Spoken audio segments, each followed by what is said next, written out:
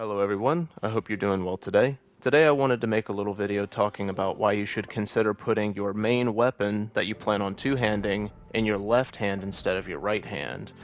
Like this. Not like that, like this.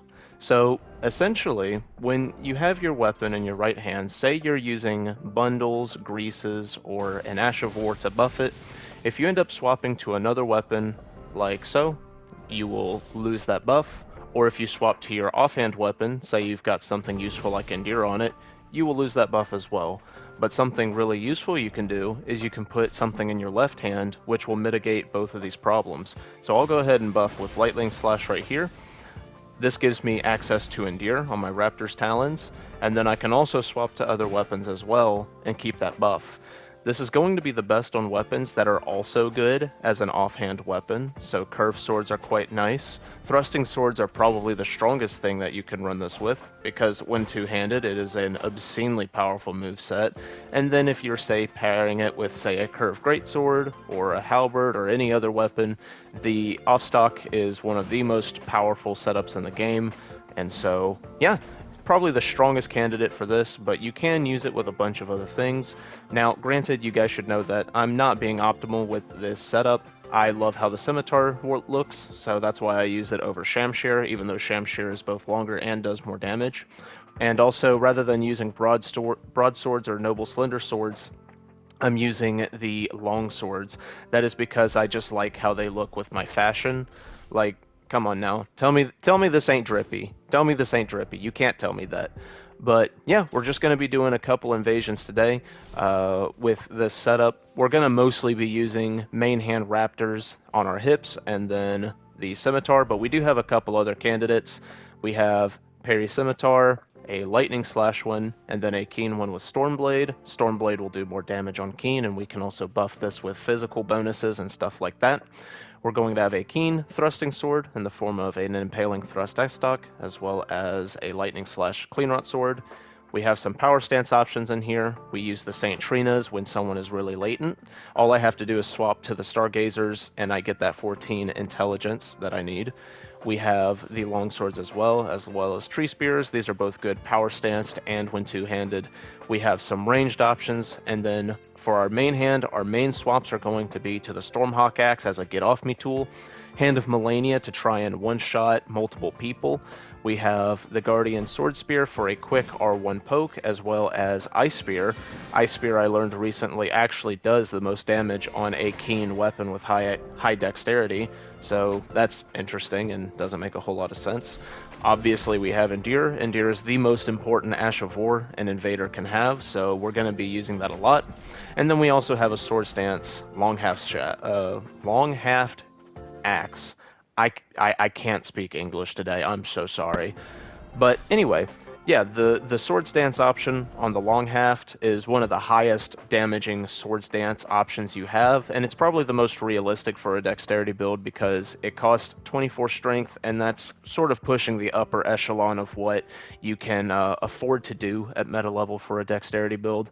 So yeah, that's essentially the build. We're going to do some invasions and have a good time. And now we are here in post-production going to just commentate over a couple of these. So I ended up getting a lot of invasions at this one spot this morning. And when you get a spot like this, the objective is to monkey your opponent before they monkey you. So we swap to the Stormhawk, and our monkey wins. GG's, sir, GG's. But for real though, like actually this play session, I was getting bodied left and right. Like I probably won maybe 10% of the invasions, got fogwalled for like, I don't know, 40? Oh wait. Sniping's a good job, mate. You know the drill. And then like I was just getting absolutely bodied in the ones that were, that were not, that were not fog walls, but we'll go over the ones that I think are either funny or good examples of this setup and whatnot. So I forgot to mention it earlier. We have the Celebrant Sickle because it's a great finishing weapon, and as you could see, we swapped to it and was able to use Thunderbolt without losing the buff on our Scimitar.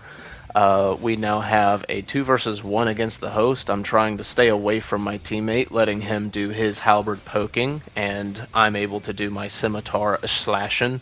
He heals right in our face right there, which I understand why. He was at no HP. Get nuked by the teammate right there. That kind of hurt. But he goes for the most skillful move in the whole game, and the host rolls in. Yo, GG's, and he turbo teabags him. Yo. So we're doing some epic gaming out here. Turbo teabagging after a black tornado is crazy, but I kind of respect it in a way. So we're now here in Mogwin's palace. These two are in here, and these blood enemies, whatever they're called, they respawn probably indefinitely.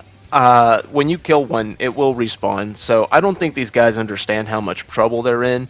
We go ahead and get our Endure right there, allowing us to trade once through that UG swing right there. It wore off before I got the second one in, though. The opponent gets murked, largely due to that Bleed Man right there. Say hello to the Bleed Man. Bleed Man is the GOAT. Oh, Invader Trap. Defeat Invader Trap. Yeah, so I don't know how he got where he is, but watch this. Watch this. Okay, so, we're no closer to the opponent. I have no clue how he is or where he is among all this shit. I didn't even notice his name at first. So, he's somehow over there, and I imagine that there are no spawn points over there. Let's see where it takes us again. Oh, Okay, great. We can literally do nothing about this. I'm like using the telescope intermittently to try and figure out where he is to see if I can line up a bow shot. Thank you, game. I love Elden Ring. Say it with me, guys. I love Elden Ring. Yeah, so that was kind of funny. But now we come across some silly little PvEers that are fighting the most bullshit dragon in this game. Is that true? Are the ancient dragons worse? I don't know. I hate Borealis. This thing is an absolute demon. But yeah, literally just murked two phantoms right there in a single breath. Let's see what this poor host has coming for him.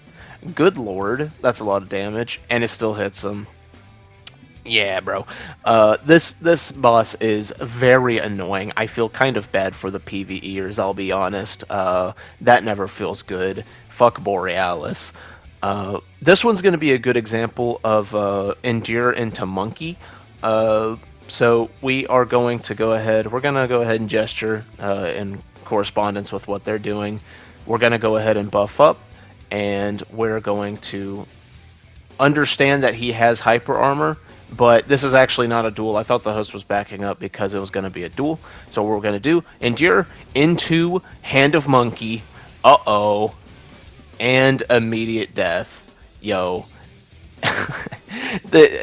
This Ash of War literally is just so skillful, guys. Yo, GG's. But what's important is we kept our lightning buff. That's right. That's the important part of that. So here's one of those aforementioned deaths. Let's witness what happens. So I have an input eaten. Oh my god, what in the was that? Yo, GG's, guys. I hope we have another duel like that in the future. That was so fun. Speaking of fun duels, fun duels. Let's watch what happens here. Okay. All right, we're already extremely low. Uh-oh, rain, lightning ram. Uh-oh. Yo, GG's, guys. Thank you so much for absolutely annihilating me, shitting on me, and pointing down and turbo teabagging. I will never, ever invade your world again. You have taught me a lesson. Yo, GG's, guys. So now we're using the Twin Blade. I felt like using it for an invasion. So the Twin Blade is going to be very good against people like Nomad here who cannot really tank it. It does around 40 to 50 poise damage when two-handed on the first hit, and if you don't have enough poise for that, you are going to have a very bad time. That was hyper armor as to why he got through it right there. But I am having to be careful. Obviously, Moonveil does Moonveil things. Have the spinning slash catch him a little bit right there. Trying to wrap it up, but we do swap to Endure so we can get a little bit of pressure on the host since he's back there trying to take back shots at us. That's not what I meant. But anyway, We're did I just perfect block by accident? Yo, am I the best gamer on Earth actually? Hold up. But yeah, he's not having a good time with this twin blade right now. I don't go for the full combo. I didn't trust in it being able to actually catch him, but he was not able to react to the running R2, so we're able to pack him up. Yo, GG's. Uh-oh, not this spot again. It's almost like we need a little bit of monkey power. We are not Superman, we are Super Monkey, and we're gonna need that ASAP Rocky. So obviously the what is that called? The anchor? Yeah, that'd probably hurt. We're probably not gonna want to get hit by that. But anyway, he jumps right into the train. He jumps right into the train that is Melania's hand. GG's. Also, this one right here is particularly monkey. So over level, one of them is over leveled, but this host right here, he's not being a good host. A good host would run away. A good host would do absolutely nothing. But they're not wanting to progress where this spot is right here. We know that he now has area denial like that, as a mage should. Miss him somehow right there. GG's. But endure into monkey. Can I get it in time? That's a shit ton of damage. Oh, and we get him. Yo, GG's, guys. Dude, I am so proud of how monkey I am, bro. It's actually crazy. Like, it's Monkey Monday, bro. It is actually Monkey Monday. Look at the day that this came out. We have somebody using Unendurable Frenzy. The one and only counter, other than being out of range, is Endure. So I have my... I fuck up my inputs right there, but that's okay. We're able to still hit him out of it. And this is where that Thunderbolt swap comes into handy. So we just swap to this right there. Bank! Yes, sir. That's a pretty useful swap. Thunderbolt's not really good against one person who's paying attention to you, but it's good when someone doesn't have their attention on you. Okay, so look at this spawn. What the fuck is this spawn? What type of Elden bullshit is this? Okay, so let's respawn. Oh, we're in the wall again. Where do we go now? Okay, so let's try one more time. Okay, our final finger got us out of the wall. Let's now have a fun invasion, guys. So, mage, I love mages. I love to see it. I respect mages. I really do. They're very respectable. Bro, I can't even speak English today, bro. Anyway, it don't even matter. We're dead anyway. And then here comes Mr. Jose Gonzalez. Yo, GG's, bro. GG's. Fun invasion. I appreciate being turned into igneous rock. That is a great invasion. Now, this is a example of that swap to the great bow coming into play. So there's a couple reasons you'd want to swap to a great bow. First one is because golem arrows are extremely powerful. A medium range golem bow is probably the strongest thing that you can have. I say golem bow, I mean a great bow with golem arrows. That's what I meant to say. That's able to do a ton of damage right there. Even though I'm surprised it didn't one-shot him. I'm surprised he was able to get out. It's kind of crazy. But the other reason is if you are making a fall that is a knee breaker, you can one-hand a great bow, and then at the last second press R1 or R2, and you will cancel the knee breaking animation, which is very good. Yo, GG's, guys. This one right here, we are in some water, so I was making some lightning drawstrings, because obviously fire's not going to be doing much of anything. But as we're going to find out, we have some monkey enjoyers here. Like, we have Stilovsky over there. Hello, Stilovsky. Good to see you. And then we have Mr. Inseparable Blade. Very nice. I only get part of my Swords Dance damage right there. Swords Dance on the long haft axe can do literally obscene damage. R1 out of hit stun, and then heals in my face. Yo, GG's. It is Monkey Monday. That is for damn sure. GG's, guys. But with that being said, I think it's time we have a little bit more fun. Winning invasions is actually not fun. We actually need something a little bit more to sate our invader needs. So we have 3 guys here, very epic. We tank the Blasphemous Blade right there. I'm feeling pretty good. I see that damage and I'm like, damn, that's a lot. So what could possibly go wrong? This is quite nice lightning damage from this thing right here. What could Uh-oh. Oh no. Oh no, someone help me. Lord help me. Good fucking Lord, what the fuck is happening? Jesus Christ.